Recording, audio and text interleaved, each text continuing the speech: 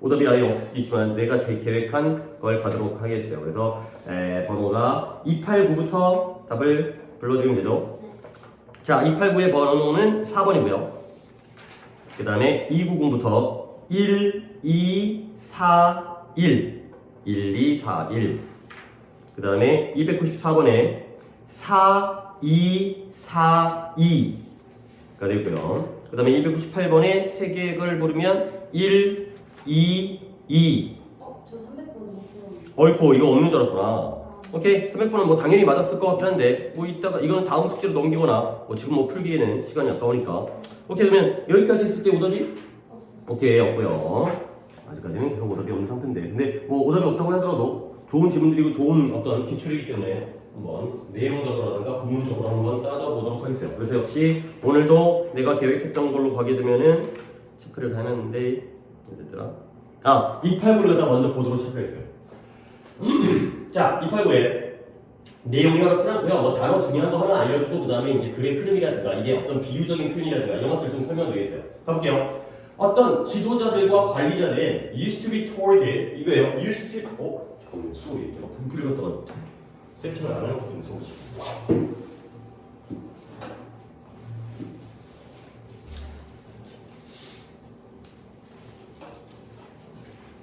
분필을 가져다니는 거고 다른 생각들이 분필을 가져다니는 거. 자 일단 우리 한 번 이거 얘기한 적 있었는데 used to 하게 되면 뜻이 뭐였죠? 그쵸 뭐뭐 하고 그랬다 뭐 be used to 가지고 이제 설명을 했었는데 used to 하면 뭐뭐 하고 그랬다 옛날에 그랬다는 거죠. 지금은 아니라는 의미를 포함하고 있다고 했어요. 옛날에는 뭐 하고 그랬냐면 be told니까 말하는 걸 들은 거죠. 뭐라고요? keep a stiff upper lip이에요. 그러면 stiff라는 것 자체의 뜻은 뻣뻣하는 뜻이고요. 그 다음에 입술의 경우에 upper lip 하면 윗입술이죠. bottom lip 하게 되면 아랫입술이 되는 거야. bottom. 그러니까 윗입술을 뻣뻣하게 유지해야 되는 거야. 근데 윗입술을 뻣뻣하게 유지한다는 게 솔직히 뭔 말인지 잘 모르겠지. 솔직히 영어는 뭔지 어떤 비유적인 표현이기 때문에 나도 딱 보고 아는 게 아니야. 그러면 이걸 어떻게 해결하냐면 여기에 and가 있죠. 요 두 가지가 병렬이죠. 결국 앞에 있는 keep a stiff upper lip이라는 부분과 그 다음에 뒤에 있는 not show emotion이라는 걸 두 개를 병렬로 처리했단 말이지. 그러면 결국 지도자와 관리자들이 이 두 가지를 하라고 이야기를 들은 거예요. 그러면 우리가 상식적으로 이 두 가지 앞을 A라고 하고 뒤를 B라고 했을 때 이 두 가지는 같은 내용일까요? 반대 내용일까요? 같은 내용이겠죠. 그러니까 니한테 수학도 열심히 하고 영어도 열심히 해라 뭐 이런 식으로 그렇지? 수학은 열심히 하는데 영어는 하지 마라 이거보다는 두 개가 비슷한 맥락이겠죠. 그러니까 이 뒤를 힌트를 줬는 거야. 감정을 보여주지 않는다는 게 바로 이러한 뻣뻣한 윗입술을 유지한다 이런 비유적인 표현인 거죠. 그러니까 우리가 뭔가 감정을 표현할 때 입이 움직이는데 뭔가 이제 자신의 감정을 겉으로 드러내지 말고 뭔가 굳어져 있는 그런 표정을 유지해라 이 정도로 비유로 본다는 거죠. 근데 그 목적이 뭐냐면 to remove 제거하는 거죠. 감정을 이 상황으로부터 제거하는 거야. 근데 상황은 상황인데 at hand 하게 되면 이것도 되게 쉬워 보이는 표현이지만 자주 쓰여요. 내 손 안에 놓여져 있다기 때문에 오히려 한국말이 어려운데 당면한 당면 그 당면이 그 당면이 아니겠죠. 그 잡채에 쓰이는 당면 있잖아요. 떡볶이에 넣는 그 당면이 아니라 우리가 직면하는 거. 내 손에 있어. 이 상황이 지금 내 수중에 있는 바로 이 현재의 이 상황.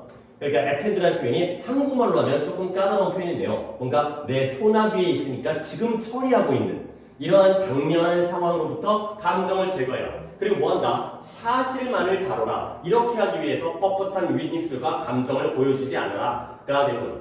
오케이? 그러면 이제 사실과 감정이 두 가지는 동일 개념, 반대 개념. 그치? 반대 개념이 된 거지. 그러니까 너의 감정에 치우치지 말고 있는 그대로의 팩트에 집중을 해라가 되는 거죠. 자, 근데 despite 뭐뭐에도 불구하고의 뜻이죠. 너의 모든 노력에도 불구하고. 근데 뭐 하냐면 마스크니까 우리가 이제 코로나 때 마스크 쓰고 다녔잖아요. 가면인데요. 동사로 쓰이면 가면이 얼굴을 뭐 하는 거예요? 얼굴을 가려주죠. 그렇지? 뭐 한동안 코로나 끝났는데도 애들이 마스크를 안 벗어가지고. 그렇죠? 근데 나도 이제 그때 당시에 수업할 때 보면 항상 애들이 마스크를 쓰고 있잖아. 나는 이제 말하다 보면 가끔 이제 내려가기도 하고 하기도 하는데 이제 귀찮으면 그냥 이렇게 가끔 하기도 하고. 근데 애들이 그러니까 어떤 느낌이냐면 벗으니까 못 알아보는 애들까지 그거지. 얘 얼굴이 이렇게 생겼었나? 뭐 이게 처음부터 한 2, 3년 썼잖아요 마스크를. 어쨌든 간에 얼굴이 아니라 감정을 가리려는 그런 마스크로서 가리려는 그런 모든 노력에도 불구하고 그들은 바깥으로 나오는 거예요. 근데 어떤 형태로서 그리고 사람들이 이것을 포착하는 거야. 집어낼 수 있는, 포착할 수 있는 그러한 이네이트한 능력을 가지고 있다는 거죠. 그러면 내가 지층을 한번 좀 물어보겠는데, 또 내 수업을 갖다가 정규 수업도 한 2주 정도 넘게 들었으니까, 독해할 때는 지층과 병렬과 대조라고 했죠. 그러면 이때의 데이도 한번 살펴보고, 그 다음에 이때의 디스도 한번 살펴보도록 하겠어요. 자, 한 번 더 내가 해석할 테니까, 찾는 건 네가 하지만, 그래도 내가 조금 더 해석을 해볼게요. 너가 감정을 가리고자 하는 모든 노력에도 불구하고 그들은 어떤 형태로든 바깥으로 튀어나올 거라는 거야. 그럼 이때 데이는 뭘 가리킬까요? 그쵸? 이모션지가 되겠어요. 그래요. 이제 이런 것들이 쉬워 보이지만 꼭 확인하는 이 버릇이더라도 이 버릇 뜨는 게 어려운 거지. 이걸 이모션지라는 걸 아는 게 어려운 게 아니라. 그럼요. 사람들이 어떤 능력을 가지고 있냐면 이런 것들을 포착할 수 있는 능력을 가지고 있대요. 그러면 이때의 디스는 뭘 가리킬까요? 앞에 있는 데이보다는 조금 한 단계 정도는 좀 어려운 것 같은데. 나 뭐라고요? 못 들었어요. 그치? 오, 그러니까 이때의 디스라는 건 감정이라는 것들이 바깥으로 드러난다는 거지. 뭐 이렇게 잘해? 명확하게 했어요. 감정이 물론 감정이라고 하면 복수이기 때문에 안 맞지만 감정이 드러난다는 거, 그런 것들을 갖다가 잡아낼 수가 있다는 거죠. 그리고 이제 어휘 하나를 할 건데 요 innat이라는 단어를 한번 좀 설명을 드리겠어요. 일단 innat이라는 단어 혹시 찾아갖고 혹시 알고 있을까요? 아까 찾아봤었는데. 예. 그때는 알았는데 지금 약간 가물가물. 자, 오케이. 네, innat에 대해서 한번 정리를 하겠어요. 자, innate가 있고요. 그 다음에 뭐 약간 쉬워 보이는 단어들 inborn 이라는 단어가 있고요. 그 다음에 내가 약간 지금 가리고 있죠. inherent라는 단어가 있고요. 그 다음에 하나 더 하자. intrinsic이라는 단어가 있어요. 자, 이렇게 한번 다 뭐 IN으로 시작한 단어들인데 이렇게 적어놓으니까 조금 뭔가 느낌과 냄새가 나는 것 같은데 innate, inborn, inherent, intrinsic. 그럼 일단 얘네들의 경우에는 다 앞에 IN이 붙었으니까 뭔가 안쪽이라는 느낌은 나는 것 같아요. 그러면 얘네들 뜻이 뭐냐? 얘네가 내면적인 내 뜻이에요. 내면에 외부적인 게 아니라 내면적인. 그리고 안쪽에 있다 보니까 약간 표면적이라기보다는 본질적인 뜻도 바꿔요. 내 진정한 모습이 되는 거예요. 그러다 보니까 겉으로 받아들이는 게 아니라 내가 원래 가지고 있다는 거야. 그래서 타고난이라는 뜻도 맞아요. 그러니까 이 세 가지 뜻이 안에 있으니까 본질적이면서 원래부터 가지고 있었던 타고난의 의미니까 뭔가 연결성은 있긴 한데 독해에 따라서 조금 더 자유자재로 해석할 수 있는 능력이 있으면 조금 더 도움이 되겠어요. 그러니까 이 세 개 중에서 뭘 집어넣어도 틀리진 않지만 사람들이 이 드러난다는 거, 감정이 드러난다는 걸 잡아낼 수 있는 어떤 능력이 제일 자연스러울 것 같아요. 본질적인 능력. 뭐 셋 다 가능은 하지만 뭐 나한테 선택권을 준다면 나는 타고난 능력 쪽이 괜찮지 않을까. 이건 나의 의견인 것뿐이야. 그래도 너보다 내가 또 영어를 잘하니까 아무래도 내 쪽을 좀 따라가는 것도 가능하긴 하지만 뭐 약간 비슷하게 맞추면 좋겠죠. 원래부터 배워서 하는 게 아니라 타고난 능력이 있는 거죠. 척 보면 아는 거야. 자, 그래서 이 감정이라는 건 항상 뭐 하고 있어요? 놀고 있어요. 활동을 하고 있다는 거죠. 감정이 없을 수는 없다는 거죠. 자, 그래서 우리는 reframe, frame이라는 게 이 frame이라는 단어도 상당히 많이 쓰이는데 이거예요. 이게 frame이에요. 그러니까 가운데 칠판이 있고 바깥에 틀과 테두리죠. 그래서 frame이라는 게 구성하다, 구조를 잡는 거예요. 뼈대를 잡는 거죠. 그래서 reframe하면 재구성하다. 이것도 상당히 이 frame이라는 단어가 약간 뭔가 어려운 단어는 아닌데 좀 어려운 독해 쪽에서 많이 쓰이는 약간 뭐랄까 느낌상 고급 어휘 이런 거 있잖아. 한국말의 경우에도 조금 있어 보이는 어휘가 있고. 근데 이제 그래서 독해 많이 써요. 재구성하는 거야. 아이고 구성이 아니라 재구성이에요. 재구성. 다시 한번 뼈대를 틀을 잡는 거죠. 그래서 감정이라는 건 항상 작동하고 이런 활동 중이기 때문에 그래서 우리는 뭐 할 필요가 있다? 이 역할을 한 번 더 뼈대와 틀을 잡을 필요가 있다는 거야. 근데 역할인데 어떤 역할이냐면 이 감정이 직장에서 하는 역할이 되겠어요. 우리가 어떤 사무적이고 어떤 이제 좀 어떤 규칙적인 그러한 직장 활동을 한다 하더라도 감정이 그 역할을 하는구나. 그래야 되는 거죠. 자, 그래서 우리는 볼 필요가 있죠. 이런 감정들을 뭘로 보냐면 fuel, 우리 지난번에 biofuel에 대해서 얘기했지만 하나의 연료로서 감정을 볼 필요가 있어요. 근데 어떤 연료냐면 that drives 뭔가 추진해요. 엔진을. 근데 이런 생산성과 혁신이라는 엔진을 추진해 줄 수 있는 그런 연료로서 감정을 볼 필요가 있다는 거죠. 자, 그러면 여기까지 읽었을 때 보통 지도자와 관리자들은 감정을 드러내라고 얘기 들어요? 숨기라고 얘기 들어요? 숨기라는 거지. 근데 그럼에도 불구하고 감정은 어쩔 수 없이 드러나는 거고 사람들이 너의 감정을 다 파악할 수가 있다는 거예요. 그러니까 어쩔 수 없이 그 감정의 존재를 인정해야 되는 거고요. 여기까지 읽었을 때 감정은 플러스일까요? 마이너스일까요? 마이너스. 감정이 마이너스일까요? 왜냐면 봐봐봐요. 자, 이제 봐봐요. 내가 여기를 본 이유가 우리가 감정을 이렇게 연료로서 볼 필요가 있다는 거지. 근데 그 감정이 어떤 연료냐면 우리의 생산성과 혁신이라는 엔진이 있나 봐요. 이 엔진이 돌아가는 거야. 거기에다가 추진과 동력을 제공해주는 그 연료로서 그러한 연료로서 우리가 자동차가 휘발유로 가는 것처럼 우리의 생산성과 이런 혁신의 엔진이 돌아가려면 감정이 그 연료로서의 역할을 하는 거예요. 오케이? 다시 한번 질문하기를 감정은 플러스 마이너스?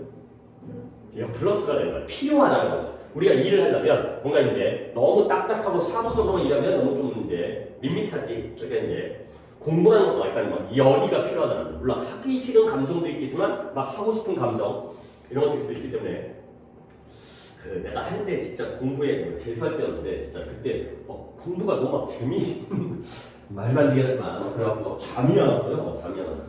막 잠을 자면 막 수학 문제가 머릿속에 떠올라가지고 그때 진짜 어떻게 보면 되게 효율적이었으니까 공부가 그런 느낌을 받게 되면 그냥 어떻게 보면 하기 싫은 게 아니라 너무 하고 싶어지니까 근데 뭐 그다음부터는 그때가 좀 잠깐이었던 것 같아. 잠깐 동안 계속 그러진 않았고 그때 진짜 되게 딱 공부가 재밌었던 이게 이제 지적 호기심 뭔가 하나를 알아간다는 거에 대한 약간 그런 그 희열이라든가 그런 어떤 성취감 그런 거 분명히 있잖아요. 내가 어떤 어려운 수학 문제를 딱 풀어냈을 때 어떤 그 느낌이라든가 그다음에 또는 뭐 어려운 문제를 영어 문제는 그 정도의 수준은 아닌 경우도 많겠지만 딱 풀어냈을 때의 어떤 느낌. 자, 어쨌든 그래서 진실, 현실은 뭐냐면 너는 결코 이 감정을 너의 직장 공간으로부터 분리할 수가 없다는 거야. 어쩔 수 없이 직장에는 감정이 존재를 하죠. 자, 그래서 individual, 개인은 개인인데 어떤 개인이냐면 who are good, 잘하는 개인들이죠. 뭐냐면 이러한 tough stuff, 어려운 문제를 잘 처리하는 사람들, deal with가 해결하다, 처리하다니까 어려운 문제들을 잘 처리하는 사람들, 좋은 사람, 나쁜 사람? 좋은 사람이겠죠. 어려운 문제를 잘 해결하니까요. 그런 사람들은 결국 뭐 하는 사람들이냐면 who have learned, 배웠어요. 그 다음에 master, 아주 통달을 했어요. 아주 능숙해진 거예요. 근데 뭐하는? 감정을 관리하는 그러한 기술, art라는 게 맨날 예술이 아니라 기술이라는 뜻도 있죠. 그러니까 감정을 통제하고 조절하는, 관리하는 그 기술을 갖다가 배워갖고 마스터까지 한 사람들이 바로 어려운 일을 잘 처리한다. 아, 감정을 잘 조절을 하는 게 성공의 비결, 또 이제 그런 핵심이 되겠어요. 자, 그래서 이제 마지막 문제 한번 결론볼게요. 자, 마지막 문제 하다가 서연이가 한번 해볼까요? 일단 so가 있으니까 마지막 결론인 것 같은데 여기서 한번 끊는다면? 그래서 감정을 남쪽으로 밀어. 그렇죠. inside가 아니라 aside가 옆으로 밀어내는 거야. 감정을 갖다가 치워버리는 거죠. 그쵸? suppress가 억누르다, 억압하다. 억누르는 데다가 그쵸? 시간을 갖다가 다 쓰는 것 대신에 그것들을 잘 다루는 방법을 배우는 게 배우는 게 좋다가 되는 거죠. 오케이. 그래서 결과적으로 이제 마지막 문장에서 내가 이런 것들을 다 좀 보여주고 싶은 게 여기에 suppress에다가 내가 밑줄을 치고 그 다음에 manage에다가 밑줄을 친다면 결국 주제가 이거지. 결국 소재는 토픽은 emotion, 감정이에요. 근데 주제는 뭐다? 감정을 suppress 해야 하지 말고 뭐 해야 된다? manage 해야 된다. 라는 거죠. 이런 식으로 이제 주제를 파악할 수가 있다는 거죠. 그러면 보기를 한번 볼게요. 보기를 살짝 봤는데 딱 이거죠. 감정을 억제하기보다는 잘 다룰 줄 알아야 된다. 물론 우리가 이미 맞은 문장이긴 하지만 이렇게 키워드가 보이기 시작하면 답 찾는 게 훨씬 더 이제 쉬워지는 그런 상황이 될 거예요. 이제 약간 우리가 아직까지는 이제 어려움을 갖고 있지는 않지만 이런 쉬운 정도의 그러니까 문제를 틀리지는 않는 정도의 수준에서 이런 답 찾기를 갖다가 연습을 하면 나중에 이제 어려운 문제를 볼 때도 요거가 왠지 키워드 이게 키워드인지 솔직히 내가 선생으로서 가르쳐주는 게 쉽지가 않아. 이거 뭐냐면 매번 케이스 바이 케이스 다르거든요. 어떨 때는 뭐 앞에 나오고, 어떨 때는 어려운 단어, 어떨 때는 쉬운 단어, 어떨 때는 비유적인 표현이고, 어떨 때는 속담이고. 그런데 이런 것들이 이제 어떤 감각적인 게 있어. 왠지 이거 하지 말고 이거 해라. 그냥 그쪽이 주제문이 되는 거예요. 그러면 답의 경우에도 거의 다 그쪽을 갖다가 답으로 활용을 하는 게 이제 정답이기 때문에 이런 답을 찾는 것도 이제 이게 익숙해지는 그런 방법이 되고요. 오케이, 이거 하나 있고, 그 다음에 넘어가겠어요. 그 다음에 내가 뭘 또 하려고 했냐면 296번을 가겠어요. 쑥 같긴 했는데, 그 다음에 이제 뒤에도 자, 296번은 역시 내가 저번에 한번 얘기했던 설명하려는 부분이 좀 포함되어 있어서 한번 이것도 같이 한번 해보세요. 자, 일단 ironically로 시작하니까 뭔가 iron이라는 건 상식적이고 일반적이기보다는 뭔가 좀 더 이상하고 뭔가 이제 모순적이고 역설적이고 앞뒤가 안 맞고 이런 게 바로 iron이잖아요. 그래서 뭔가 앞뒤가 안 맞아. 뭐가 앞뒤가 안 맞냐면 it's usually 일반적으로 어떤 때냐면 when we try to do everything right, 우리가 모든 것들을 올바르게 하려고 노력할 때야. 근데 그게 언제냐면 that we wind up. 이 단어 한번 밑줄 쳐놓고요. 이거 wind, 바람이 아니에요. wind. 감다. 야구 얘기가 나왔기 때문에 내가 잠깐 얘기하면 그 투수가 공을 던지기 전에 몸을 갖다가 이제 공을 이렇게 한 다음에 이렇게 한 다음에 오른손잡이는 이렇게 몸을 갖다가 이렇게 꽉다가 이 몸을 풀면서 그 추진력으로 공을 던진다고 하죠. 그래서 그 옛날에 그 알아요? 그 야구 배트로 이제 기계에서 공 나가오면 치는 그 야구장 있잖아. 저기 이제 가면 이제 그런 데 있잖아. 이제 약간 놀이 공간에. 근데 그거 말고 반대로 나 대학교 다닐 때 학교 앞에 그게 있었는데. 공을 던져가지고 그 공을 속도를 측정하는 그런 데도 있었거든. 그래서 동전 뭐 넣고 그다음에 이제 공 던지면 자기 공이 몇 킬로 나오는지. 근데 뭐 야구 경기 같은 거 보면 뭐 우리나라가 메이저리그만은 못하지만 그래도 뭐 140, 150, 뭐 160에 근접하는 정도 공 던지잖아요. 근데 일반인들은 진짜 80 던지는 것도 빡세. 그리고 한 뭐 그 학교에서 야구부가 있었는데 야구부에서 활동하는 애들이 한 110, 120 이 정도고. 나 이제 타석에 섰는데 뭐 한 120이면 겁나 빨라가지고 어쨌든 그게 바로 와인드업이에요. 몸을 갖다가 꼬는 거죠. 감는 거야. 감는 거. 그러니까 와인드라는 게 감아 돌리는 건데 근데 와인드업이라는 게 이제 그런 걸로 느낌을 가진 상태에서 우리가 이제 영어적으로 해석할 때는 이것부터 넣을게요. 엔드업이라는 게 있고요. 그 다음에 똑같은 게 바로 와인드업이 되어 있습니다. 그래서 엔드업, 와인드업이 같은 의미예요. 엔드 자체가 끝이라는 뜻이니까 그리고 뒤에는 문법적으로는 뒤에 ing라는 동명사가 있어요. 그래서 얘네들의 뜻이 뭐냐면 결국 뭐뭐 하게 되다. 결국 뭐뭐 하게 되다의 뜻이에요. 그래서 end of ing, wind of ing가 결국 뭐뭐 하게 되다. 그리고 이제 네가 독해를 해갖고 네가 스스로 깨우칠 수도 있겠지만 돈 내고 학원 다니는 이유가 약간 그런 것들을 갖다가 조금 더 빠르고 수월하게 하기 위한 거잖아요. 이 결국 뭐뭐 하다가 물론 뭐 깨우치는 것도 중요하긴 하지만 대부분은 부정적인 의미를 가져요. 그러니까 예를 들어서 이게 좀 상식적으로 생각해보자. 이게 영어나 국어나 다 지구인들이 하는 말이잖아요. 외계어가 아니잖아. 그러니까 뭔가 표현이라든가 스펠링이라든가 당연히 이제 글자라든가 이런 게 다르지만 좀 비슷한 맥락도 굉장히 많아. 서로 다른 것도 분명히 존재하겠지만 비슷한 것들이 굉장히 많죠. 그러면 공부를 열심히 했는데 결국 합격했을 것 같아요? 떨어졌을 것 같아요? 그죠? 약간 그게 자연스럽죠. 그치? 공부를 열심히 해서 결국 합격했다. 틀린 말은 아니지만 공부를 열심히 했는데 결국에는 떨어졌구나. 서둘렀는데 결국에는 늦었구나. 이런 쪽이 자연스럽거든. 그러니까 100%라고 얘기할 수는 없지만 대부분의 경우에는 마이너스예요. 이런 것도 하다 보면 이제 느낌이 나지만 그것도 미리 알고 보는 것도 도움이 되기 때문에 그래서 이제 해석을 해볼게. 어디부터 다시 한번 처음부터 해볼게요. 우리가 모든 것들을 올바르게 하려고 노력할 때가 바로 우리가 결국에는 뭐한다? 무언가를 잘못하게 되는 때이다가 되겠어요. 그리고 내가 네모칸을 다시 쳐드릴게요. 이치에다가 네모칸을 치고요. 그 다음에 여기에다가 대에다가 네모칸을 치세요. 그러면 이렇게 표시하면 또 이제 느낌이 나죠? 얘가 무슨 구문이에요? 이때 강조문이에요. 근데 우리가 이제 중학교 때 이때 강조문을 다 배우잖아요. 이 대세 용법이라든가 이세 용법 때문에. 근데 우리 또 상식적으로 생각해보자. 강조구문을 썼다는 건 이 글을 쓴 사람, 이 문장, 강조구문을 쓴 사람이 뭐 하기 위해 썼겠어요? 강조구문이니까. 강조하기 위해 썼겠죠. 너무나 단순한 거야. 얘가 강조하기 싫은데 나는 이 독해에다가 애들의 문법 실력 향상을 위해서 강조구문을 집어넣어줘야지. 우리 보통 이제 서술형 그 수행평가할 때 조건으로 무슨 표현을 집어넣어라 라는 수행평가 이제 조건이 나오잖아. 그게 아니잖아. 우리가 수행평가 보려고 이걸 쓴 게 아니라 자기가 진짜 강조하고 싶기 때문에 강조를 한 거지. 그래서 강조구문의 문장이 중요한 문장인 거야. 그러니까 이제 문법으로 중요하다는 게 아니라 얘가 여기다가 강조해서 힘을 실었다는 거죠. 그러면 강조구문이 중요한 문장일 수밖에 없어요. 결국 이게 주제야. 그러니까 이제 그럴 수밖에 없다는 거죠. 쓸데없이 심심해서 강조하진 않았으니까. 결국 주제문이니까 약간 아이러니하죠. 뭔가를 잘못하는 것은 바로 언제다? 제대로 하려고 노력할 때이다.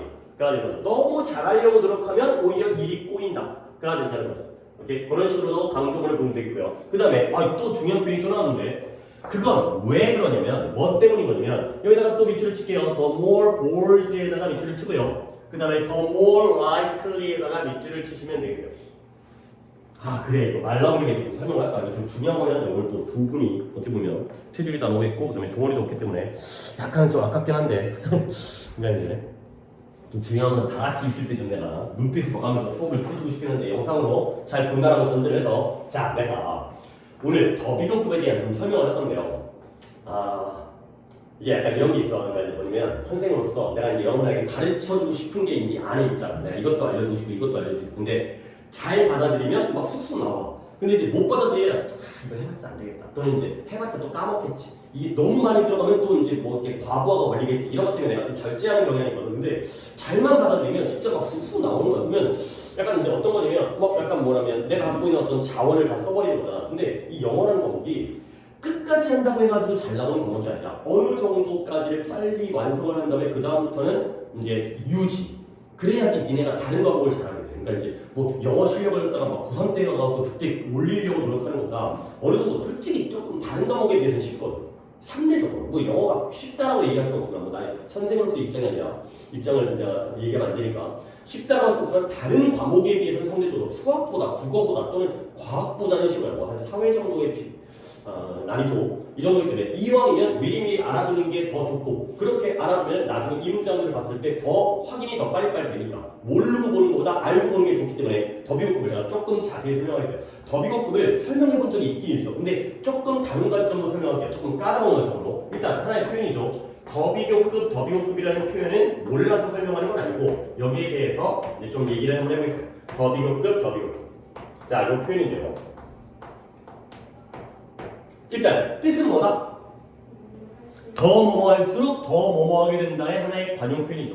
그러면 내가 이제 예문을 하나 적어줄 건데 잘못된 예문이에요. 근데 잘못된 예문이 왜 잘못되는지를 알아서 한번 이제 관점을 한번 바꿔보자는 건데 예를 들어서 the more 더비급이다. the more he met people 한마디 찍고 뭐 이제 오른쪽 공간 때문에 아래다 적혔어요. the more he got tired. 이렇게 적어보겠습니다. 틀린 문장이에요. 틀린 문장인데 써놓고 우리가 이제 어디가 어떻게 틀렸는지를 갖다가 생각을 해서야 이제 더비고급에 대한 이해가 이제 올라간다고 내가 이제 수업을 한 거니까. 자, 일단 해석은 되죠. 그가 더 많은 사람들을 만날수록 그는 어때졌어요? 더 피곤해졌어요. 피곤해. 사람 만나는 거 피곤한 일이니까. 뭐 이제 뭐 친구 관계가 아니라 뭐 업무적인 관계라면 만나는 것도 스트레스니까. 근데 분명 앞에 the more라는 더비고급이 나왔기 때문에 우리는 해석을 했거든. 근데 이 문장에 두 군데가 틀렸어요. 자, 그러면 일단 어디가 틀려 보일까요? 둘 중에 뭐 하나나 뭐 두 개가 거의 똑같은 관점인데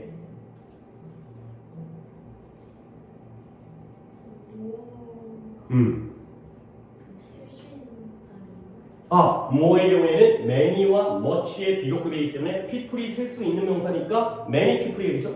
many의 비교급도 more예요. much의 비교급도 more니까 more people도 가능하고 more money도 가능해요. 셀 수 있든 셀 수 없든 다 가능한 게 more고요. 약간 비슷한 맥락이긴 한데 이 more가 지금 네가 얘기한 것과 비슷한 맥락으로 이 more가 뭘 꾸며주는 거예요? math를 꾸며주나요? people을 꾸며주나요? 그거보다는 더 많은 사람들을 만날 수 이거죠? 사람들을 많이 만날수록이 아니라 만나는 사람이 숫자가 늘었어요. 그래서 이때의 more는 people을 꾸며주죠. 그러면 people의 위치가 저기 있으면 안 돼요. 뭐냐면 원래가 he met more people이었거든요. 그러면 얘를 더비급으로 쓸 때는 이 more와 people까지가 같이 나와야 된다는 거야. 그러니까 people의 위치가 이 자리가 아니라 이 자리에 나와야 돼요. The more people he met 이렇게 써야 되고요. 그러면 아래쪽에 뒷문장도 똑같은 관점이에요. 그가 더 뭐해졌다? 더 tired, 피곤해졌죠? 그러면 역시 이때의 more도 뭘 꾸며주는 거예요? tired를 꾸며주니까 이 자리에 있으면 안 돼요. 얘가 이쪽으로 나오셔야 돼요. 이런 게 바로 첫 번째 더 비교급에서의 우리의 주의사항인 거예요. 그러니까 비교급이라고 해서 물론 more가 비교급은 맞죠. 근데 그 more라는 비교급이 단독으로 쓰이는 게 아니라 뒤에 같이 꾸며주는 덩어리와 함께 같이 나와야 돼요. 그래서 the more people he met, 그가 더 많은 사람들 만날수록 the more tired he got, 그는 더 피곤해졌다. 이런 관점을 보시게 되는 거예요. 자, 그러면 이제 여기다 적용을 해볼게요. 문장 구조가 비슷하죠. The more boards, 더 많은 공을 그가 저글 하려고 노력할수록 그 저글이라는 게 저글링으로 이게 공 서커스 같은 거 할 때 공 여러 개 던져갖고 막 이렇게 하는 거 있죠. 이제 우리 뭐 2개는 쉽지만 3개도 더 어려워지는 건데 더 많은 공을 저글링 하려고 노력할수록 the more likely 가능성이 더 커지는 거예요. 근데 뭐 할 가능성이? 그 중에 하나의 공이겠죠. 하나의 공을 떨어뜨릴 가능성이 더 커지게 된다. 가 되는 거예요. 그러면 이제 다시 한번 정리를 해볼게. The more boards가 이 문장에서 원래 어디 있던 게 원래는 아까 he met 다음에 more people에서 같이 나왔잖아. 그렇지? 그러면 거꾸로 집어넣는다면 이 뒷문장에서 more boards가 어디 있었던 게 나온 거예요. try to 다음에 boards가 나올까요? 공을 뭐 하는 거지? 적을 하는 거지. 그렇지? 요 자리에서 more boards가 있었던 게 앞에 튀어나온 거예요. 네가 더 많은 공을 저글링 하려고 노력했어. 요 자리에서 more boards가 있었던 게 더 비교급으로 앞으로 땡겨 나온 거지. 더 more people이 땡긴 거죠. 그 다음에 뒷문장에서 그러면 이것도 조금 더 중요한 건데 이 likely는 뒷문장에서 어디 있던 애가 나온 것 같아요? 그치, 원래 이거 되게 중요한 표현이야. 쉽지만 중요한 표현. be likely to라는 표현이 뭐뭐할 가능성이 있다는 뜻이거든요. 그러니까 likely가 원래 여기 있었던 거야. 물론 more likely였겠죠. 더 가능성이 있다. 걔가 여기서 앞으로 튀어나온 거죠. 더비호급은 여기까지 해주시는 게 제대로 파악을 하는 거야. 그래서 더비호급이 더 뭐뭐할수록 더 뭐뭐하게 되라. 그 뜻하는 건 중학교 수준인 거고 이 문장 구조를 만들 때 boards가 여기에 남아있으면 안 돼. 같이 나와야 돼. likely가 여기에 남아있으면 안 돼. 같이 나와야 돼. 그리고 원래 어디에서 나왔는지까지를 파악하는 것까지를 하셔야지 이제 고등학교 문제 대처가 가능해요. 오케이? 그래서 그건 바로 더 많은 공을 저걸리 갈수록 네가 그 중에 떨어뜨릴 가능성이 더 크기 때문이다. 뭔가 욕심을 낼수록 잘 안 된다는 거죠. 자, 그래서 너는 희망하는데요. 뭐냐면 extra curricular, curricular가 교과 과정인데 비교과 활동. 그러니까 뭐 아까 이제 오케스트라 한다거나 뭐 밴드 한다거나 뭐 춤춘다거나 결국 많은 비교과 활동이 너의 제1번 선택, 첫 번째가 선택한 대학, 네가 가고 싶은 제1지망의 대학에 너를 갖다가 넣어줄 거라고 희망을 하죠. 그러다 보니까 너는 많은 시간을 써요. 근데 뭐 하는데 풋볼 동아리라든가 동아리에서 운동을 한다든가 아니면 run for라는 게 run for가 이제 그게 학생 정부가 학생회죠. 이제 중학교에는 학생회 있잖아요. 이제 학생회장 이런 거 있고 1학교 회장이 저기 뭐 누구야? 원준이. 뭐 그런 학생 활동, 회장, 부회장, 그다음에 뭐 학급 회장 그런 데를 위해 뛰어간다는 게 입후보 하는 입후보, 출마 입후보. 정치인들이 국회의원에 출마한다든가 대통령에 출마한다든가 아니면 여가 시간, 자유로운 오후 시간에 여러 시간을 갖다가 자원봉사를 한다든가 이런 것들을 하면서 많은 시간을 보낸다가 되는 거죠. 내가 해석하다 약간 이상하게 좀 해석을 하는 게 있는데 이 MB의 병렬은 어떻게 될까요?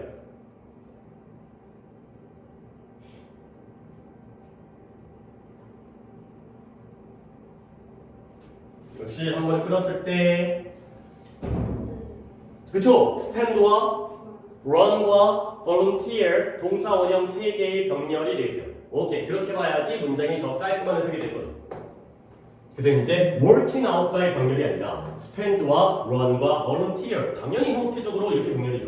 다시 한번 문장을 정리하면 너는 많은 비교과 활동, 교과 외 활동들이 네가 원하는 그런 것도 이제 학생부라든가 이런데 물론 옛날만큼은 아니지만 뭐 이제 교내 대회라든가 동아리 활동이라든가 이런 것들이 이제 많이 들어갔었던 그런 이제 시기가 또 있었기 때문에 최근에 자 그래서 비교 활동들이 너를 갖다가 네가 가장 원하는 대학교에 집어 넣어줄 거라는 그런 희망 때문에 네가 축구 동아리에서도 운동을 열심히 하다 시간을 보내고 그 다음에 학생회에도 출마를 하고 그리고 오후에 남는 여가 시간에 여러 시간 동안 자원봉사도 한다는 거야. 근데 meanwhile 한편 뭐 얘기까지 정리하기에는 좀 시간적으로 그래서 한편 그러니까 뭐 그와 동시에 이런 뜻이고요. 너는 또 시간을 만들어내. 뭐 하기 위해서? 너의 성적을 높게 유지하기 위해서도 시간을 들이죠. 공부도 열심히 해야 되니까. 자, 그러면 with that kind of pressure 이런 종류의 압박과 부담과 함께 너는 뭐 한다? You can misread. 너는 misread가 아니라 misread. 잘못 읽어요. 뭘 잘못 읽어요? 이러한 과제를 잘못 읽는 거야. 바쁘다 보니까 선생님이 여기를 풀어라는데 딴 데 풀어. 300번 하나 빼고 와. 뭐 이런 것들. 그 다음에 double book이라는 게 booking 예약하다. 그래서 너의 일정을 이중으로 예약하는 거야. 그러니까 이 약속을 갖다가 두 개를 갖다가 겹쳐 잡게 되는 거죠. 그리고 이제 거의 이 앞에도 중요한 게 있었구나. 앞에 중요한 거 많았어요. 강조공도 있었고 더비호흡도 있었고 더비호흡을 갖다가 이렇게 좀 새로운 관점으로 요게 제대로 배우는 거다. 요렇게 아는 게 이제 더비호흡을 제대로 아는 거고요. 근데 이제 세 번째가 또 더 있었나? 세 번째가 바로 이 otherwise가 되겠어요. 우리 지난 시간에 했죠. otherwise는 1번 당연히 알아야 되는 단어의 뜻은 뭐다? 그렇지 않다면의 뜻이고요. 우리는 2단계까지는 평소에 잘 해놓고 3단계까지 도전을 해봐야 되는데 일단 오늘 2단계까지 해볼까요? 뭐 이제 맨날 3단계 하면 시간이 너무 많이 들어.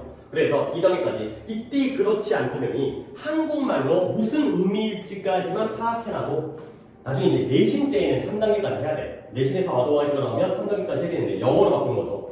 자, 다시 한번 이러한 종류의 압박 그러니까 여러 가지 비교가도 해야 되고 성적도 올려야 되고 이러한 종류의 압박과 함께 너는 숙제를 잘못 읽고요 너의 일정을 이중으로 부킹을 예약을 하고요 그리고 만약에 또는 그렇지 않다라면 다른 사람들을 let down이라는 표현으로 미리 알려드리면 실망시키나요 다른 사람들을 실망시키게 되는 거죠.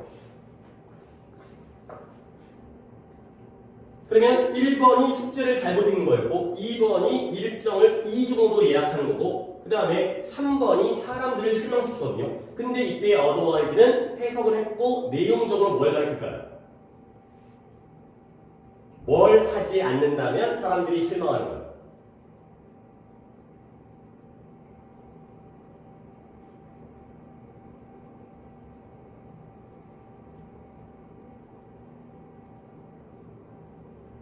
그래서 네가 학원도 열심히 다녀야 되고 그 다음에 엄마의 집안일도 도와드려야 되고 또는 뭐 동생이 있다고 그랬죠.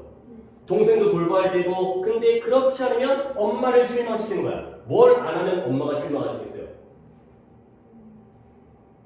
앞에 있는 학원 열심히 다니는 것과 동생 돌봐주는 걸 안 하게 되면은 엄마가 실망을 하는 거지. 오케이? 그러면 이제 이런 식의 표기를 갖다가 한번 보여드릴게요. 이제 이런 표기하는 방법도 뭐 또 이제 여러분의 그 개인적인 성향이 있겠지만 일단 내 걸 따라 한 다음에 그 다음에 더 발전시키는 게 좋을 것 같아요. 그래서 일단 이거 적어. 자, 다시 한번 볼게요. 너무 압박과 부담이 있다 보니까 1번을 하는 거야. 숙제를 잘못 읽었네. 2번을 하는 거야. 일정을 갖다가 약속을 갖다가 더블로 잡았네. 네가 만나자고 해. 너도 만나자고 해. 그러면 둘을 갖다가 다 만나야 되는데 둘 다 12시에 만나기로 한 거지. 근데 이런 것들을 안 하게 되면 사람들이 실망해. 만나자고 하는데 아 바빠 못 만나. 그러면 실망하겠죠. 오케이. 결국 이때 otherwise는 뭘 안 하면 1번과 2번을 안 한다라면 이 되는 거죠. 이런 의미가 되는 거예요. 1번과 2번을 안 하게 되면 이렇게라도 안 하면 사람들이 실망을 하는 거죠. 요렇게 otherwise를 기억하시면 있어요. 그 다음부터는 이제 한번 쭉 가볼게요. 그러나 It's not your parents' fault or your friends. 이건 너의 부모님의 잘못도 아니고요. 너의 친구들의 잘못도 아니라는 거죠. 그들이 너에게 그 정도를 요구할 수 있다는 거야. 그러면 그들은 너에게 너무 많은 걸 요구하고 있는 게 아닌 거야. 근데 뭐함으로써 너의 hectic이라는 게 분주한, 바쁜, busy, 바쁜 일정에서 하나의 지점을 요구하면서 너에게 지나치게 많은 것들을 요구하는 게 아니라 아 바빠 죽겠는데 자꾸 만나자 그래. 근데 그것들이 그들의 잘못이 아니라는 거야. 그러면 결국 it's up to you. 너에게 달려있다는 거죠. 뭐 하는 게 너의 한계를 인정하고 인식하는 것은 너에게 달려있다. 그러니까 너무 많은 것들을 공을 저글링하듯이 다 하려고 하지 말고 못하는 거 못한다는 거죠. 그래서 너무 많은 그러한 교과 외의 활동들에다가 다 등록하지 않고요. 그리고 나서 네가 공을 떨어뜨릴 수도 있다는 걸 인정하는 것. 그런 것들은 다 네 몫이다. 네가 이런 것들을 해야 된다. 가 되는 거죠. 그래서 다시 한번 모든 걸 다 잘하려다 보면 그 중에 일부는 잘못할 수가 있기 때문에 적당하게 조절을 해라. 까지의 문장이 되겠어요. 그래도 또 눈에 보이는 걸 안 할 수 없으니까 요 엔드의 병렬은 어떻게 될까요?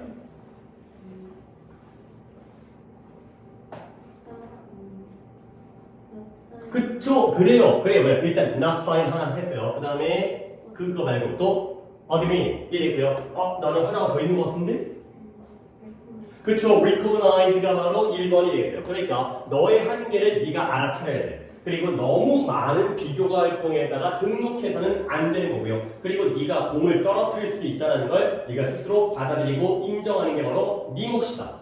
가 되는 거죠. 이렇게 긍정과 부정과 긍정 이런 식의 병렬도 충분히 가능한 게 되겠어요. 오케이, 여기까지 했고요. 뭐 상당히 그래도 뭐 독해가 그리 하긴 하죠. 구문적으로 굉장히 그러니까 약간 느낌이 이런 거예요. 이런 독해가 시험 범위에 포함되게 되면은 문제를 갖다가 막 낼 게 너무 많지. 선생님들에게 막 이런 것도 물어보고 싶고 이것도 물어보고 싶고 막 이것도 물어보고 싶고 그러니까 이런 것들을 갖다가 좀 더 이제 우리가 지금 정규 수업이긴 하지만 뭐 미리미리 첫 내신도 어떤 그 고등학교를 처음 가보니까 물론 이제 학교마다의 특징도 있긴 하겠지만 솔직히 비슷비슷해. 솔직히 진짜. 그러니까 이게 학교가 너는 이제 또 이제 특목고려다 지원하고 있긴 하지만 그러니까 이게 학교 시험 문제가 나도 이제 수많은 시험지를 보고 여러 다양한 학교들의 시험지를 보면 예를 들어 약간 이런 느낌이에요. 진짜 낮게 잡아서 80점 100점 있잖아요. 100점 만점에 80점 정도는 다 똑같아요. 특징은 나머지 20점에서 차이가 나는 거예요. 솔직히 그냥 뭐 예를 들어서 같은 지역이라면 거의 10점 차이밖에 안 나. 그러니까 이 학교 시험 문제랑 이 학교 시험 문제가 90점 부분은 똑같고 나머지 10점 가지고 서로 다른 그러니까 자기만의 어떤 특성이라든가 유형을 집어넣는 거죠. 그러니까 조금 더 범위를 넓힌다거나 그랬을 때가 80이야. 나 20 가지고. 그러니까 공부하는 방법도 똑같아요. 그러니까 우리가 뭐 80점을 막기 위해서 공부하는 거 아니지만 그게 기본이잖아요. 기본은 똑같고 그 다음에 그 학교에 따라서 나머지 20점을 갖다가 어떻게 잘 받느냐가 결국 상위권을 이제 결정해 준 거기 때문에 기본 부분은 다 똑같다. 그러니까 이제 이런 부분을 갖다가 고등학교 어떤 선생님이든 아니 예를 들어서 뭐 무슨 일반고 선생님이든 뭐 외고 선생님이든 아니면 뭐 특목고 선생님이든 뭐 자사고 선생님이든 그 선생님들의 출신이 다른 분들이 아니에요. 다 똑같이 공부했고 다 영문학과 나와가지고 했던 이제 교직 이수하고 고등학교 선생님들은 그런 분들이기 때문에 어차피 같은 선생님들이거든. 학교의 특징을 갖다가 좀 더 거기다 가미를 하는 것 뿐이기 때문에 자 그 다음에 이제 297번을 갖다가 내가 볼 건데 얘는 굉장히 짧고 쉬운 글인데 다 보는 게 아니라 여기에서 있는 이 표현을 갖다가 내가 좀 보여드리고 싶어가지고 이제 여기 부분만 내가 해석을 하겠어요. 이것도 내가 좀 알려주고 싶은 게 있어가지고 자 마지막 부분 뭐 내용 몰라도 상관없고요. 물론 넌 읽었을 테니까 보시면 그녀가 첫 번째야. 근데 어떤 첫 번째냐 긴 줄에서 첫 번째 일바야. 긴 줄을 서고 있는데 그 중에 1등이야. 근데 어떤 줄이냐면 a long line which stretched down 1960년대에 쭉 늘어서 있는 stretch라는 게 몸을 갖다가 스트레칭하는 거지 뻗는 거지 1960년대에 쭉 뻗어져 있는 긴 줄의 일바라는 거죠. 그리고 그 다음으로 마르지 캘훈이라는 사람과 그녀의 딸들이 나오고요. 그 다음에 린다 벤슨이라는 사람도 그 다음으로 나오는 거예요. 그리고 followed by 이 표현이거든요. 내가 이제 오늘 설명을 해주고 싶은 부분이 그래서 followed by가 되고요. 그리고 몇몇 오늘날의 가장 인류 전문적인 서퍼들, 서핑하는 사람들 그들 중에 일부에 의해서 followed by 뒤따름을 받는다가 되겠어요. 자 그러면 요 문장만 봤습니다. 뭔가 여자 서핑 선수들에 대한 얘기거든요. 그러면 이 여자 이름이 뭐였더라? 위에 있는 이름이 메리 허킨스라는 사람이 이 여자이네요. 그러면 지금 등장한 사람이 이 쉬가 나왔고요. 그 다음에 마르지 캘훈과 그녀의 딸들이 나왔고요. 그 다음에 린다 벤슨까지를 묶어야겠고요. 그 다음에 오늘날의 몇몇 가장 인류 전문 서퍼들이 나왔죠. 그러면 이 중에서 쭉 뭔가 한 줄로 연결되어 있거든요. 이 중에서 누가 1등이라고요? 그쵸? 메리 허킨스라는 이 그녀가 1등이 되는 거예요. 얘가 first니까. 그러면 2등은 누구예요? 자, 두 번째 부류는 마르지 캘런과 그녀의 딸과 그 다음에 린다 벤슨까지가 2번이 되겠고요. 1등에서 2번 가져가야. 그리고 이 뒤에 있는 오늘날의 인류 프로 서퍼들 중에 몇몇에 의해서 뒤따름을 당하니까 얘네가 3등이 되는 거죠. 자, 내가 이제 이걸 보여드리도록 하겠습니다. 일단 뭐 follow라는 단어부터 이야기를 좀 시작해 보겠어요. follow가 뜻은 뭐죠? 따라가다 의 뜻이죠. 그러면 우리 한번 생각해봐요. 주어가 목적어를 따라가는 거야. 내가 너를 따라간다고 쳐봐요. 그러면 주어랑 목적어 중에 누가 먼저 가는 거예요? 주어가 먼저 가요? 목적어가 먼저 가요? 그쵸? 얘가 그래서 내가 얘를 A라고 하겠어요. 이거죠. B follow A. 그러면 B가 A를 쫓아가니까 A가 먼저 가고 뒤에 B가 따라가는 거죠. 그러면 얘를 갖다가 수동태로 한번 바꿔보겠어요. 그러면 수동태라는 건 물론 나한테 수동태를 배우지 않았지만 목적어가 주어 자리로 나오죠. 그러면 뒤에 있는 A가 주어 자리로 나오고요. 동사 형태는 뭐 플러스 뭐가 되죠? 수동태? 그쵸? B 플러스 PP가 되겠어요. B followed. 물론 뭐 쉬운 거긴 하지만 이런 것들을 또 여기서 막혀버리게 되면 내가 또 이제 설명하기가 곤란한데 아니까 이게 설명이 되는 거예요. 그 다음에 by B가 되는 거죠. 이런 식의 수동태 문장이 되는 거죠. 결국 아까 내가 예를 들었던 것처럼 내가 너를 쫓아가면 너는 나에 의해서 쫓김을 당하겠죠. 그렇죠? 다시 한번 네가 먼저 가고 있고 내가 뒤따라가고 있는 거야. 오케이? 요게 바로 follow의 의미가 되고요. 그 다음에 내가 한 단어를 더 보여드리겠어요. 뭐냐면 이번에는 precede라는 단어가 있어요. precede는 뜻을 적겠어요. 얘는 선행하다의 뜻이에요. 근데 그 선행이 수학 선행 그 느낌은 아니고요. 수학 선행은 진도를 미리 뽑는 거잖아. 선행은 그다음에 착한 행동도 아니고요. 먼저 간다는 거예요. 먼저 간다. 그래서 A가 B를 선행한다면 A precede B. 그러면 당연히 A, B를 적긴 했지만 네가 대답해보면 누가 먼저 가는 거야? A가 먼저 가죠. A가 B를 앞서가다, 선행하다. 그러면 얘도 한번 수동태로 한번 바꿔볼까요? 그러면 누가 주어 자리에 나오면 되겠어요? B가 주어 자리에 나오고요. 그 다음에 B preceded. precede에다가 D를 붙여서 그 다음에 by A가 됩니다. 그러니까 아까 들었던 예시를 다시 활용하면 아까 내가 너를 쫓아가고 있잖아요. 그러면 네가 나를 앞서가고 선행해가는 거지.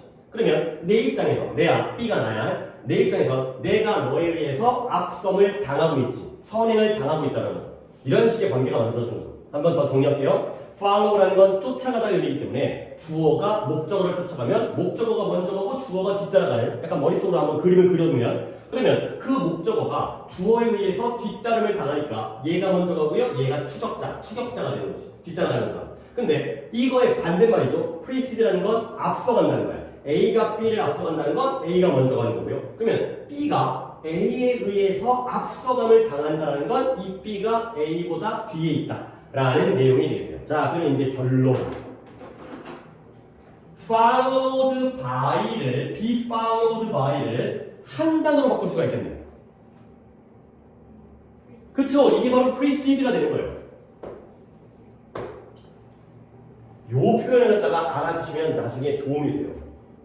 이게 나중에 좀 복잡하게 더 변형되는 것까지 오늘 거기까지는 못하고 일단 1단계를 깔아놓게 되면 그 다음번에 변형의 것까지 내가 또 추가로 알려줄 테니까 결국 그러니까 followed by죠. 여기다 일단 적용을 하면 결국 2번 내가 번호를 이미 매겼지만 얘네들에 의해서 뒤따름을 당하고 있는 거야.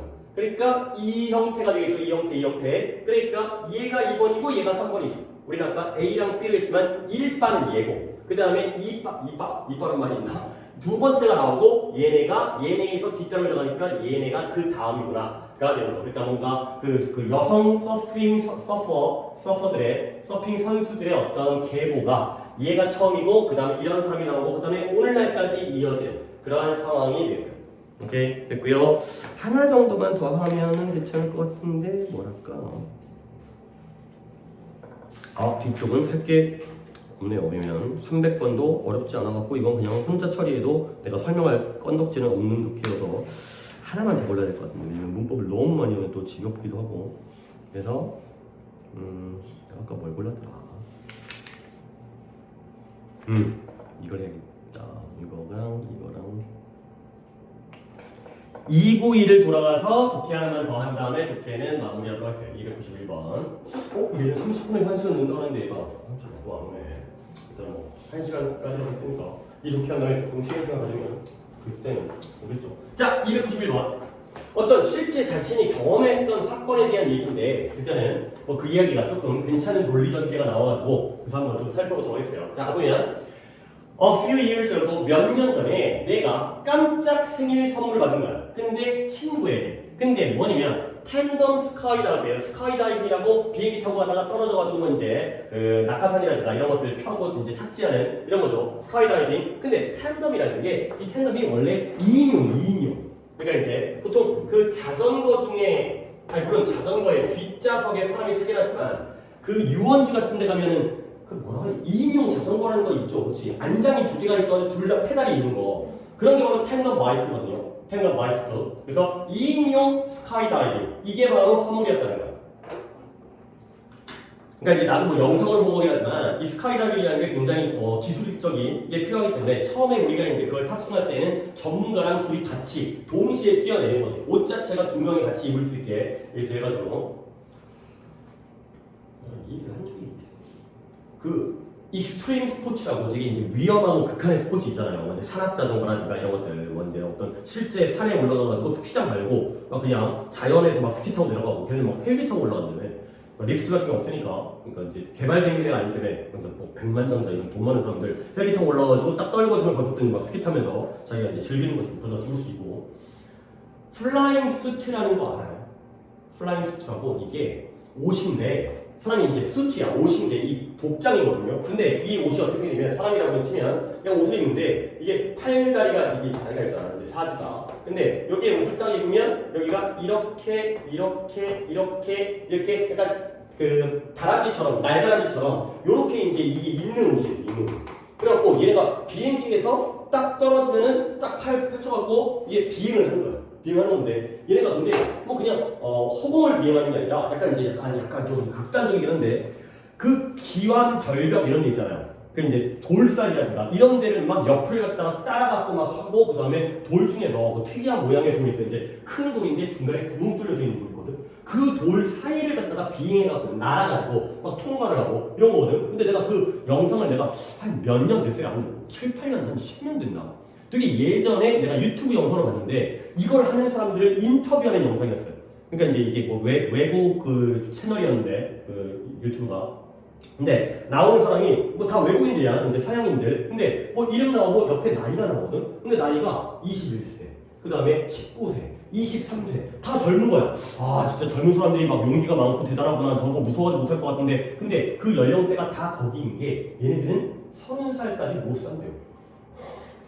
엄청 많이 죽는다는 거야. 그러니까 진짜 날다가 삐끗해갖고 그 기류가 잠깐 움직이게 되면 그 돌에다가 다 쳐박아 죽는 거야. 그러니까 진짜 목숨 걸고 하는 건데 그 사람들 진짜 되게 대단하지. 그러니까 그렇게 많은 사망 사고가 많이 발생하는데도 불구하고 물론 뭔가 있다. 내가 모르는 뭔가 있을 것 같긴 한데 뭔가 이제 어떤 후원이라든가 이런 것들 하면 막 사람들이 막 이제 되게 열광하고 이런 것도 하는데 진짜 엄청난 스포츠. 어쨌든 간에 이제 다시 딴 얘기였어. 이제 독해도 약간 딴 얘기를 하긴 하지만 너무 딴 얘기였어. 자, 어쨌든 내가 생일에 깜짝 선물인데요. 2인용 스카이다이빙이에요. 근데 15,000 feet이니까 지면으로부터 15,000feet 위의 상공을 통과해서 떨어진다는 건 was never 나의 소망 목록 wish list에 결코 있지 않았다는 거야. 그러니까 여기까지 읽었을 때 이 사람의 어떤 경험이긴 하지만 나는 이 스카이다이빙을 하고 싶었던 사람이야? 아니었던 사람이야? 아니었던 사람이라는 거죠. 나 원래 이런 거 하고 싶은 생각이 없었어. 근데 친구가 약간 이제 오지랖 부려갖고 지가 이제 선물한 거지. Honestly, 더욱더 그와 마찬가지로 That was exactly. 근데 그것이 그럼에도 불구하고 내가 막 하려던 것이었다. 결국 친구가 선물을 갖다가 해줬기 때문에 하고 싶진 않지만 그래도 하게 돼. 뭐 약간 비쌀 것 같기도 하고요. 그 다음에 be about라는 이렇게 친 다음에 옆에 따로 적기는 그렇고 막 뭐뭐 하려 하다의 관용 표현이죠. 막 뭐뭐 하려 하다. 내가 소망했던 건 아니지만 그럼에도 불구하고 하려고 했던 것, 하게 됐던 것이 되는 거죠. 자, 근데 내 친구가 선물해준 친구가 있죠. 그 친구가 initially 처음에는 의도했어요. 뭘 의도했냐면 그 스카이 다이빙이 깜짝 선물, 서프라이즈가 되기를 의도했죠. 이 문장의 의미는 뭐예요? 미리 알려준 거야? 나중에 알려준 거야? 나중에. 그러니까 모르게 갔다가 야 나랑 같이 갈 데가 있어. 간 다음에 떨어져. 뭐 이런 식으로 하려고 의도했었나 봐요. 근데 그러나 내 친구는 결심했어요. 뭐라고 결심했냐면 it might be wise 이런 게 차라리 현명하겠다. 뭐냐면 to let me get used to the idea of jumping from plane in advance까지 갖다가 묶어주시면 이렇게 묶으시면 문장이 되겠어요. 아 여기는 좀 중요한 표현보다는 그래도 하나하나 알아내는 거라서 이 in advance라는 게 사전에 미리라는 거죠.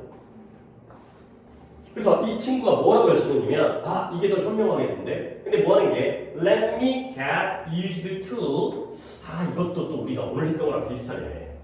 그러니까 얘는 잠깐 다시 한번 적겠어요. 뭐냐면 be used to 아까 used to가 나왔잖아요. 근데 이것만 한번 다시 확인할게요. used to는 used to 얘는 뭐뭐 하고 그랬다야. 근데 be used to 하게 되면 뒤에 동사 원형이 나올 때가 있고 뒤에 ing가 나올 때가 있다고 했죠. 언제 주겠더라? 한 몇 주 된 것 같아요. 이거는 뭐 아주 최근 아니었고 뜻 서연이 이거 기억하고 있어요? 뒤에 동사 원형이 나오면 뜻이 뭐예요? 근데 쓰이는 거지 사용되다. 근데 투부정사니까 뭐뭐 하기 위해 사용되다가 되겠어요. 뭐뭐 하기 위해 사용되다.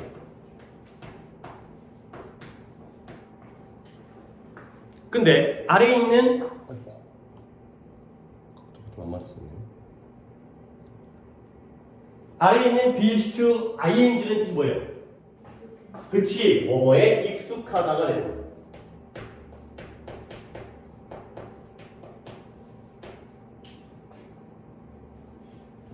물론 이런 것도 그냥 암기하고 넘어가도 충분히 가능하거든. 근데 이게 이제 공부라는 게 항상 내가 헷갈릴 수 있다는 거 갖다가 염두에 두고 공부를 하면 뭔가 더 안정적인 점수가 나와서 사람이라는 게 이제 그 기억력이라는 게 완벽할 수가 없기 때문에 그래서 나는 어떤 거를 좀 여러분들한테 좀 이게 알려주고 싶으면 be used to 동사원형 뭐뭐하기에 사용되다. 오케이. be used to ing 뭐뭐에 익숙하다. 오케이. 근데 헷갈리면 어떻게 하지? 그런 마음을 좀 갖고 있어야 돼요. 약간 불안하고 막 걱정하고 막 떨리고 이거보다는 내가 까먹을 수 있는 거에 대한 대비책을 미리 만들어둔 거지. 뭐냐면 투부정사죠.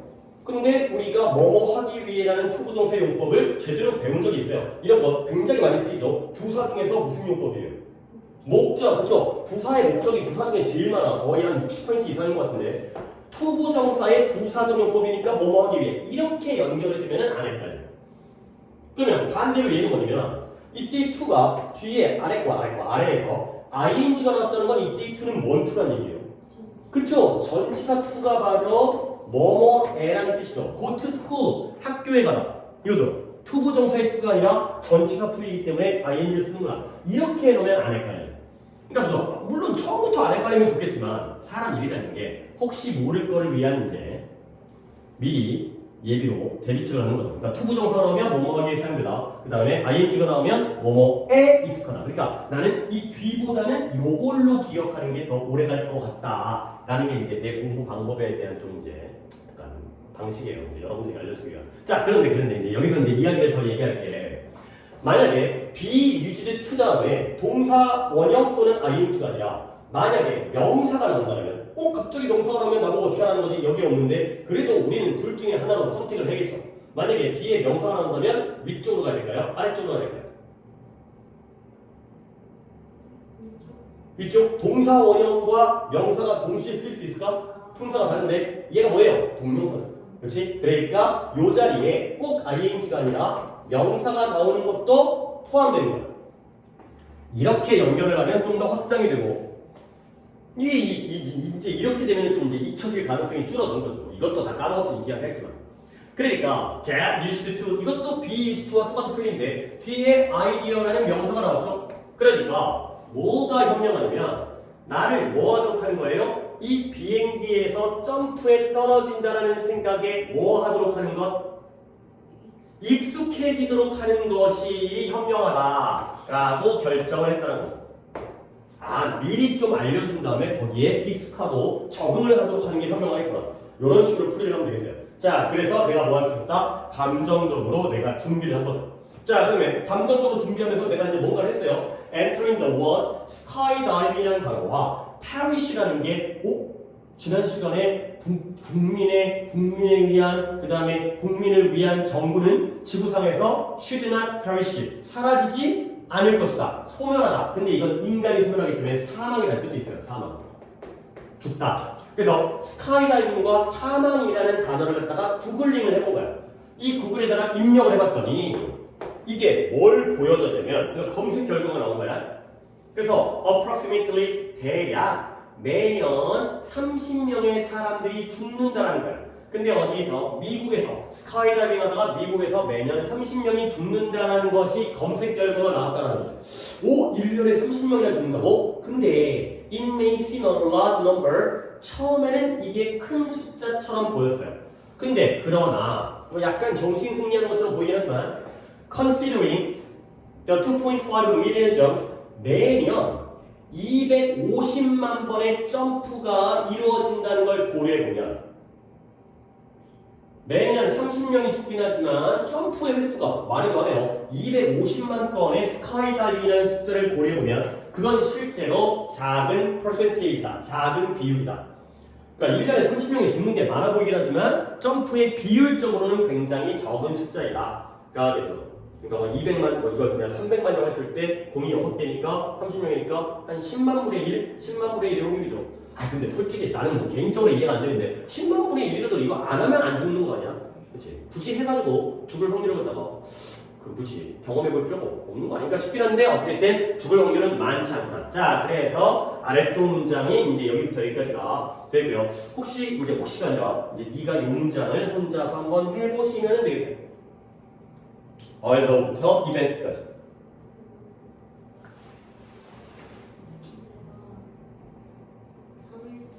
3일 동안 스트레스가 많은 스트레스가 많은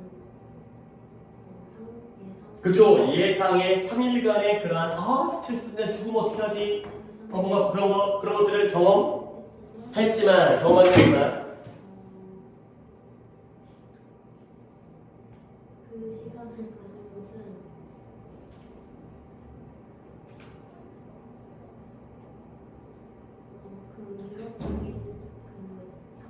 그렇죠. 위협적인 행사라든가 위협적인 그런 스카이다이빙 행사 사건을 regard이라는 게 하나의 표현으로서 뭐뭐에 관하여 그러한 위협적이고 우리 이제 위험한 사건에 관하여 지식을 획득하도록 허락했다. 그러니까 결국 내가 이걸 시켜본 이유가 뭐냐면 한번 끊었을 때 결국 또 한 번의 양보죠. 그러니까 스트레스가 3일 동안 스트레스가 많은 예상 죽으면 어떡하지 무서울 거야 엄청나게 추울 거야 이제 떨릴 거야 이런 것들은 플러스예요 마이너스예요?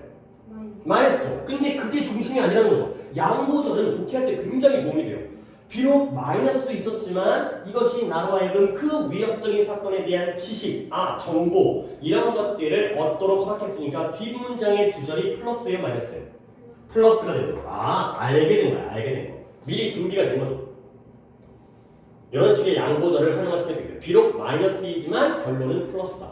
그래서 나의 두려움이 감소했어요. 이 정보, 내가 수집한 정보에 의해서. 그래서 나는 이 경험을 좀 더 즐길 수 있었다. 친구가 갑자기 가가지고 떨어져 그러면 무서워가지고 이제 무섭다가 끝날 수 있었겠지만 내가 미리 알고 가니까 이건 충분히 안전한 활동이야. 이렇게 되니까 내가 더 즐겁게 재밌게 할 수가 있었다까지가 되겠어요. 오케이.